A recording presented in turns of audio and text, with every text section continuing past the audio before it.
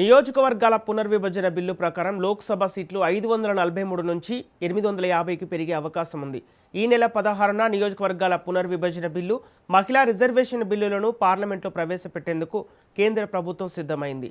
ఇందుకు సంబంధించి పార్లమెంటరీ వ్యవహారాల శాఖ ఎంపీలకు సమాచారం ఇచ్చింది.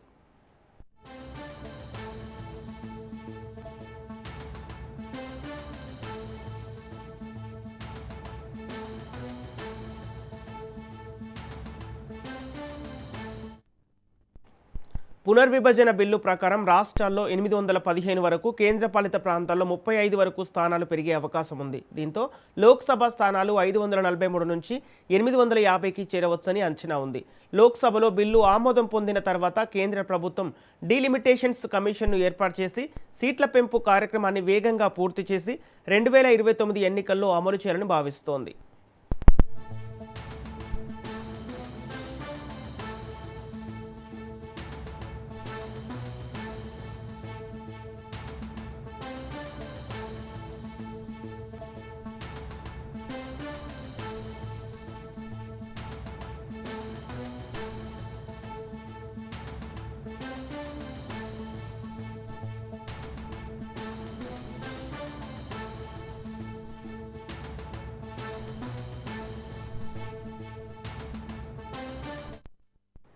సీట్ల పెంపు తర్వాత దమాషా ప్రకారం ఎస్సీ, ఎస్టీ రిజర్వేషన్లు కూడా పెరుగుతాయి. జనగణన తర్వాత వచ్చిన లెక్కల ఆధారంగా రిజర్వేషన్ ఉంటుంది.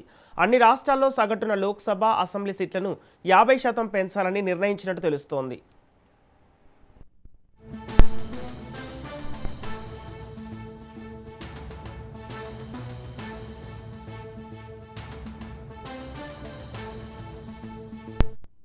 దేశమంతా కూడా ఆశ్చర్యపోతా ఉంది. అంతేకాదు ఈరోజు అనేక విషయాలలో ముఖ్యమంత్రి గారు దక్షిణ భారతదేశానికి, ఉత్తర భారతదేశానికి మధ్యన విభేదాలు సృష్టించేటువంటి ప్రయత్నం చేస్తున్నారు. ఇది మంచి సాంప్రదాయం కాదు. రాహుల్ గాంధీ దీనికి జవాబు చెప్పాలా. ఏదైతే రేవంత్ రెడ్డి గారు మాట్లాడుతా ఉన్నారో, మీరు గతంలో పునర్విభజన మీరు చేశారు, అనేక దశాబ్దాల పాటు ఈ దేశాన్ని మీరు పరిపాలించారు. మరి మీరు పరిపాలించినప్పుడు మీరు చేయలేని పనులు ఈరోజు నరేంద్ర మోడీ గారి నేతృత్వంలో ఎన్డీఏ ప్రభుత్వం చేస్తూ ఉంటే చాతనైతే సమర్థించండి, లేకుంటే నోరు మూసుకొని కూర్చోండి. కానీ తప్పుడు మాటలు మాట్లాడకండి, అబద్ధాలు మాట్లాడకండి, ప్రజలను తప్పుదారి పట్టించేటువంటి ప్రయత్నం చేయకండి, వాస్తవాలకు విరుద్ధంగా మాట్లాడకండి. మీరు అంతకుముందు ఇన్ని రోజులు ఏమన్నారు, జనాభా ప్రాతిపాదికన చేయకూడదు, నష్టం జరుగుతుందన్నారు. ఇప్పుడేమో గతంలో ఉన్నటువంటి సీట్ల నిష్పత్తి ఆధారంగానే కొత్తగా సీట్లు పెంచాలంటే ఇప్పుడు మళ్ళా కొత్త పాలెం అందుకుంటున్నారు. కాబట్టి ఇదంతా కూడా చర్చించి చేయాల్సినటువంటి అంశాన్ని రాజకీయం చేయకూడదు. ప్రధానమంత్రి గారు ఈరోజు అన్ని పత్రికల్లో ప్రజలకు తెలిసే విధంగా ఆర్టికల్స్ రాశారు. స్వయంగా ఆయన అన్ని రాజకీయ పార్టీలకు ఉత్తరాలు రాస్తా ఉన్నారు. ఇంతకుముందే ఆల్ పార్టీ మీటింగ్ కూడా జరిగింది. వీరు రేవంత్ రెడ్డి గారు చెప్తున్నది డాక్టర్ బాబాసాహెబ్ అంబేద్కర్ ఆలోచన విధానానికి విరుద్ధంగా ప్రతిపాదన. ఆర్థికంగా ఉన్నటువంటి ప్రాంతాలకు సీట్లు 50% అదనంగా ఇవ్వాలి అనేటువంటి ఆలోచన ఏదైతున్నదో, ఇది అన్నిటికంటే ముందు గుజరాత్ వస్తుంది. ఆ రకంగా చూస్తున్నారు. మంచిది కాదు. గుజరాత్లో సీట్లు పెరగడమో, తెలంగాణలో సీట్లు పెరగడమో, మరి ఇంకో పుదుచ్చేరిలో సీటు తగ్గడమో, వెనుక ప్రాంతాల్లో సీట్లు తగ్గడమో అది మంచిది కాదు. ఇప్పుడు ఎవరికి ఇబ్బంది లేకుండా ఇప్పుడు ఉన్నటువంటి సీట్ల నిష్పత్తి ఆధారంగా చేయాలనేదే ఈరోజు కేంద్ర ప్రభుత్వ ప్రతిపాదన.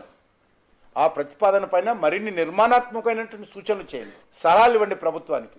అది మీకు పూర్తి హక్కు ఉన్నది, మీకు అధికారం ఉన్నది, చెప్పొచ్చు. అంతే తప్ప వాస్తవాలకు విరుద్ధంగా మాట్లాడవేదవుతున్నదో ఇది మంచిది కాదనే విషయాన్ని ఈ సందర్భంగా మనవిస్తున్నాను.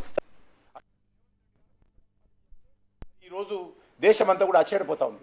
అంతేకాదు ఈరోజు అనేక విషయాలలో ముఖ్యమంత్రి గారు